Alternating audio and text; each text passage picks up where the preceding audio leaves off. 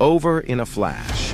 When two Venezuelan F-16s screamed towards an American destroyer, intent on intimidation, they had no idea they were about to fly into an impenetrable wall of electronic warfare.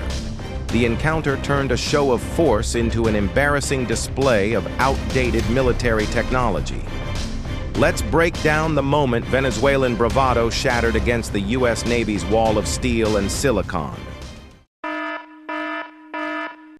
At 09:45 hours on October 10, 2025, the USS Jason Dunham was slicing through the warm waters of the Southern Caribbean, conducting a routine freedom of navigation operation just 120 nautical miles off the Venezuelan coast.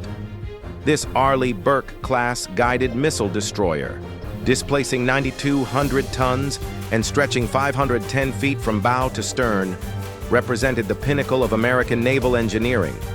Her crew of 329 sailors, hardened by deployments across the globe, maintained a vigilant watch over international waters where billions in trade flowed annually. But unknown to them at first, Caracas had decided to flex its muscles. Two Venezuelan F-16A Fighting Falcons, relics from the 1980s purchased during a bygone era of U.S. Venezuelan cooperation, had just scrambled from El Libertador Air Base.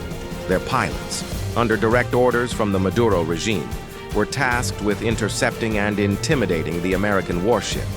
It was a bold move meant to assert dominance in what Venezuela claimed as its backyard. But Caracas was about to learn the hard way why challenging the U.S. Navy with outdated hardware was a recipe for embarrassment. The F-16s, each powered by a single General Electric F-110 engine capable of pushing them to Mach 2, roared into the sky at 09:30 hours. These jets, once the pride of the Venezuelan Air Force, had seen better days. U.S. sanctions since 2017 had starved them of spare parts, leaving most of the fleet grounded. Only a handful remained airworthy, armed with short-range AIM-9L Sidewinder missiles and Israeli-made Python 4 infrared-guided weapons, no beyond visual range capabilities to speak of. Their avionics, frozen in the technology of the late 20th century, relied on mechanically scanned radars that swept like outdated lighthouses. In contrast, the USS Jason Dunham bristled with 21st century firepower. Her Aegis combat system, integrated with the AN/SY-1D multifunction radar, could track over 300 targets simultaneously out to 100 nautical miles. Vertical launch cells held 96 missiles, including SM-2 standard missiles for air defense, while the SLQ-32 electronic warfare suite could jam enemy sensors from afar. Topping it off were two Phalanx CIWS mounts, each spitting 4,500 20mm rounds per minute, and a Mark 38 25mm machine gun for close-in threats. The destroyer even carried an MQ-8C Fire Scout unmanned helicopter for reconnaissance, extending her eyes beyond the horizon. As the Venezuelan jets climbed to 25,000 feet, their pilots, Captain Luis Ramirez leading and Lieutenant Marco Vargas as wingman, felt the rush of adrenaline. Ramirez, a veteran with 2,200 hours in the F-16, keyed his radio with confidence. "Eagle 1 to base, approaching target. We'll make them blink." But inside the Dunham's Combat Information Center, CIC, the mood was calm professionalism. At 09:42 hours, the SPY-1D radar painted the incoming contacts clearly, classifying them as F-16s with a threat assessment of low to moderate. Tactical Action Officer Lieutenant Sarah Klein watched the vectors on her display. Two bandits, bearing 210, speed 450 knots, altitude climbing, intent probable harassment. The captain, Commander David Harlan, a 20-year Navy veteran, nodded. "Monitor and prepare countermeasures. Let's show them what real power looks like." The Caribbean below was a patchwork of turquoise waves dotted with merchant vessels, a Panamanian tanker hauling oil, a Colombian freighter loaded with containers, all relying on the U.S. Navy's presence for safe passage. Turning these waters into a Venezuelan playground would require more than bravado. It demanded capability that Caracas simply lacked. The mismatch was laughable. Venezuela's F-16s, hampered by aging systems and no access to modern upgrades, struggled even in basic intercepts.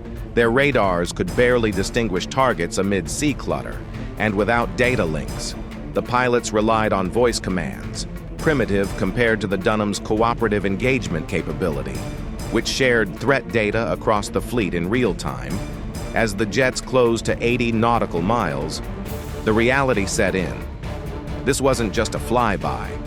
It was a test of wills where technology would decide the winner long before any shots were fired. Caracas thought it could bully the world's premier navy with Cold War leftovers. They were wrong. Dead wrong. At 09:48 hours, the Venezuelan F-16s accelerated to 550 knots, initiating what pilots call a hook-and-loop maneuver, an aggressive pass designed to buzz the American ship and force a reaction. Captain Ramirez led the charge, diving from 25,000 feet toward the USS Jason Dunham's position. "Lock on and simulate attack run," he ordered over the radio. But as they descended to 10,000 feet, their onboard radars flickered erratically. The Dunham's SLQ-32 electronic warfare system had already gone active, flooding the spectrum with 120 kilowatts of jamming power. Ghost contacts multiplied on the Venezuelan pilot's screens. 4 targets became 12, then 20. Ramirez cursed under his breath. Radar malfunction has switching to manual acquisition. His APG-66 radar, a design from the 1970s, swept back and forth uselessly, unable to maintain a fire control lock on the destroyer below. The Python 4 missiles, meant for short-range dogfights, required a clear infrared signature, but the Dunham's heat-suppressing exhaust and countermeasures flares turned the ship into a thermal blur. Meanwhile, in the CIC, Lieutenant Klein tracked every move with precision.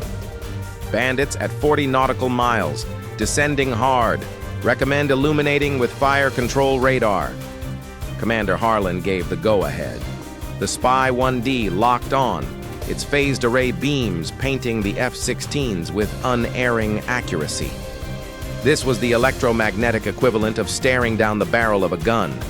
The Venezuelan jet's radar warning receivers screamed to life, alerting the pilots to the lock. Vargas, the wingman, felt his heart pound. Eagle 2 breaking off. They've got us painted.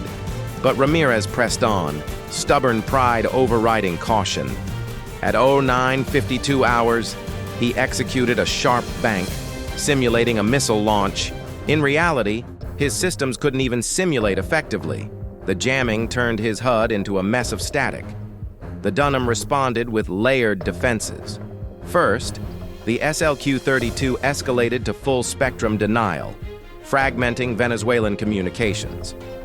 Ramirez's radio crackled with interference. His calls to base garbled into white noise. The situation escalated at 09:55 hours when the F-16s made their second pass, looping back for another aggressive maneuver. This time, the Dunham's Aegis system coordinated with the SM-2 missiles in standby mode. Though no launches occurred, the threat was clear. These extended-range interceptors could reach out to 90 nautical miles and swat the jets like flies. Vargas, flying too close in formation, suddenly experienced a critical system glitch. The electronic assault overwhelmed his F-16's flight controls. Warning lights flashed as his oxygen system fluctuated. "Mayday! Systems failing, dizzy, losing altitude!" He pulled up desperately. But the G-forces combined with the jamming-induced disorientation nearly blacked him out. Ramirez, seeing his wingman peel away, attempted to cover with a high-speed dash, but his engine sputtered, years of neglected maintenance catching up in the worst moment. A fuel line issue, exacerbated by the stress of the maneuver, caused a partial flameout. "Engine trouble aborting," he transmitted, though the message barely reached base through the electronic fog. The Dunham's crew documented everything: timestamps, signal characteristics, flight paths. The MQ-8C Fire Scout launched at 0950 hours, orbited overhead at 15,000 feet, providing real-time video feed of the Venezuelan jet's clumsy retreat. Its electro-optical sensors captured every detail, from the F-16's faded paint to the pilot's evasive rolls. At 0958 hours, the CIWS mounts tracked the retreating aircraft, ready to engage if needed, but Commander Harlan held fire. Let them run! They've learned their lesson. The Venezuelan pilots, now limping back at reduced speed, faced the humiliation of a botched mission. Vargas stabilized just in time, nursing his jet home on partial power, while Ramirez fought to relight his engine mid-flight. The technological chasm was undeniable. The F-16's outdated avionics couldn't penetrate the Dunham's electronic shield, turning what was meant as intimidation into a farce. In the air, the jets burned fuel at triple the rate during their panicked evasion, their combat endurance exhausted in minutes. Below, the American destroyer continued her patrol unperturbed, her systems humming with mechanical precision. This wasn't warfare. It was a clinic in why obsolete tech stands no chance against modern naval dominance. By 10:15 hours, the skies over the Caribbean cleared as the Venezuelan F-16s vanished over the horizon, their tails between their legs. The USS Jason Dunham reported the incident to 7th Fleet Command, with footage already en route to the Pentagon. No shots fired, no damage sustained, just a stark reminder of American superiority. Casualties on the Venezuelan side were minimal. One pilot disoriented but recovering, the other facing a lengthy engine overhaul. For Caracas, the cost was steeper, credibility shattered in a single morning. Their once formidable F-16s, now museum pieces against Aegis-equipped destroyers, had proven useless in a real confrontation. The message echoed across the region. International waters belong to no one nation, and challenging the U.S. Navy invites only humiliation. In Washington, the response was measured but firm. Secretary of the Navy Carlos del Toro stated plainly, "This reckless provocation underscores the risks of outdated aggression. The United States will continue to uphold freedom of navigation, and our forces stand ready." Allies in the Americas took note. Colombia and Brazil reaffirmed support for joint exercises, while neutral observers marveled at the technological gap. For the sailors aboard the Dunham, it was vindication. Their training, their systems, their discipline had turned a potential crisis into a non-event. The Caribbean remained open, trade flowed uninterrupted, and the balance of power stayed firmly in America's favor. Now I turn the question to you. Was this the wake-up call Venezuela needed, or will it spark even bolder escalations? Share your thoughts in the comments below. If you value in-depth analysis like this, don't forget to like, subscribe, and hit the bell so you never miss the next story of conflict shaping our world.